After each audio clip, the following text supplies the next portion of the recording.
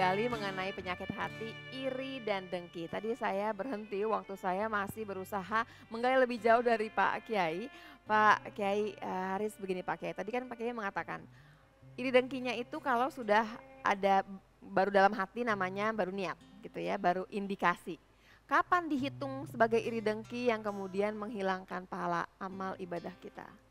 Pada saat ketika apa yang ada di tangan orang lain, dia berharap supaya pindah ke tangannya. Kan cuma dalam hati harapannya. Kalau mencuri, Iya. kan sama kan? Ingin mengambil punya orang supaya Diambil, iya. Mencuri. Kalau iri hati itu, dia tidak melakukan apa-apa kok.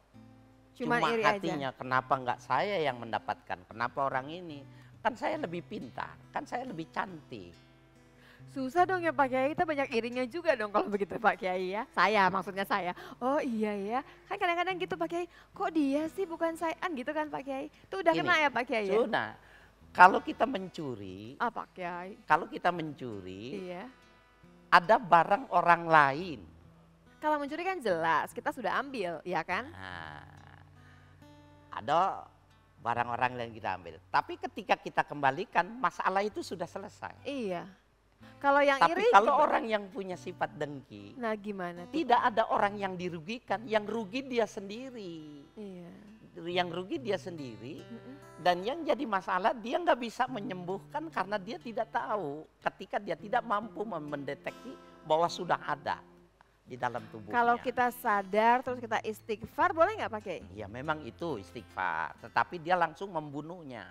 Astagfirullahaladzim, kenapa saya ingin mengukur baju di badan orang lain? Kenapa badanku diukur dengan baju orang lain? Mengukur baju dengan badan orang lain itu dengki.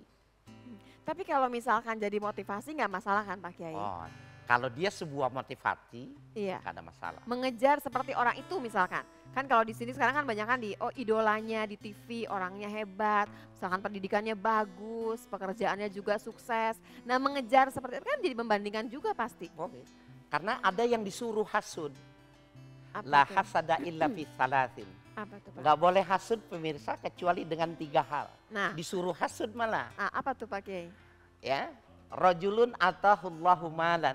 Hmm, Seorang yang diberikan rezeki iya. banyak berlimpah, kemudian dia mengamalkan harta yang diberikannya itu. Kita harus dengki seperti dia. Kita pengennya beramal ibadah seperti dia Seperti mestinya. dia. Ya. Walaupun kita nggak punya. Ya, walaupun kita tidak sebanyak yang dimilikinya. Yang kedua, rajulun atahullahul Qur'an. Orang yang diberikan Al-Qur'an.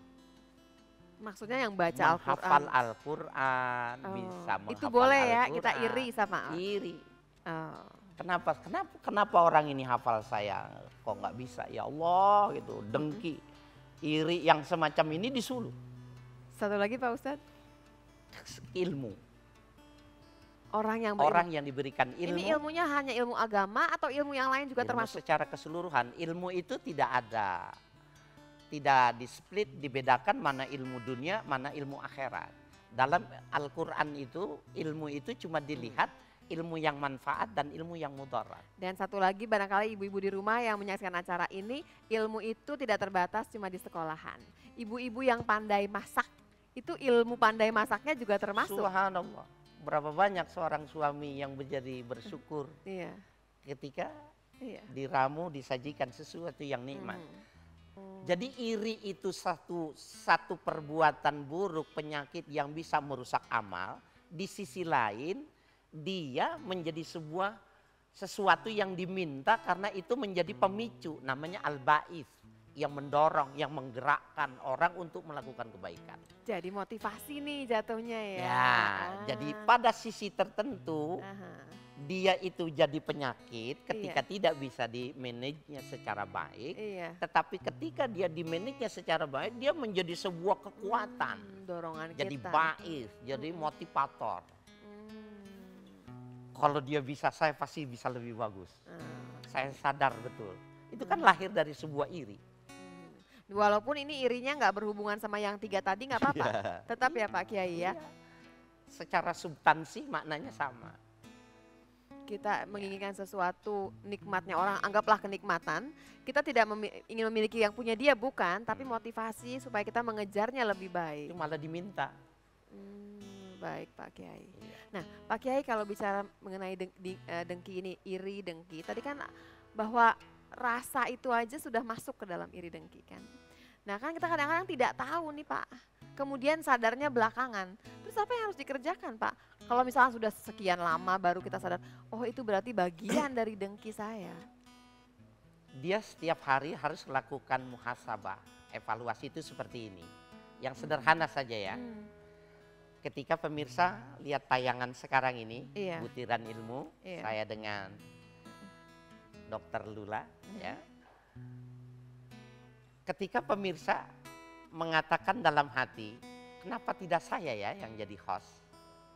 Itu sebenarnya pada saat itu ada potensi negatif.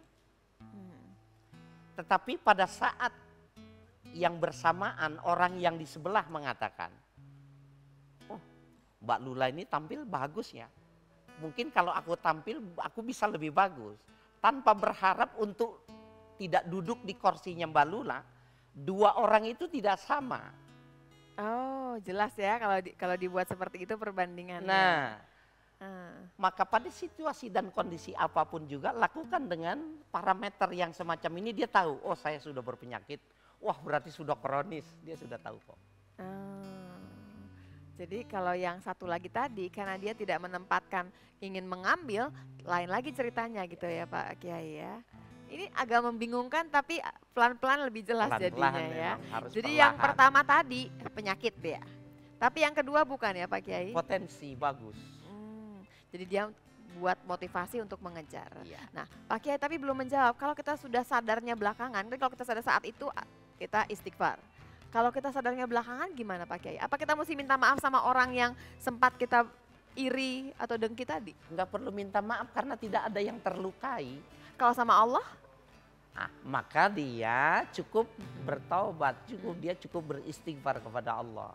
Nah. Kalau kepada makhluk tidak ada yang terlukai dengan hasud itu. Kecuali kemudian barangkali pemirsa waktu iri terus keluar juga kata-kata makian barangkali ya. Maka dia konteksnya bukan iri lagi, dia udah namimah, mungkin sudah ghibah namanya. Oh jadi panjang. Karena sudah ada refleksi lagi. Nah itu barangkali mesti minta maaf kalau namimah sama ghibah. Baik Pak Kiai, kita break sebentar ya. Tipis tapi memang agak repot nih sebetulnya. Pemirsa kita masih akan membahas mengenai iri dan dengki saat lagi di Butiran Ilmu.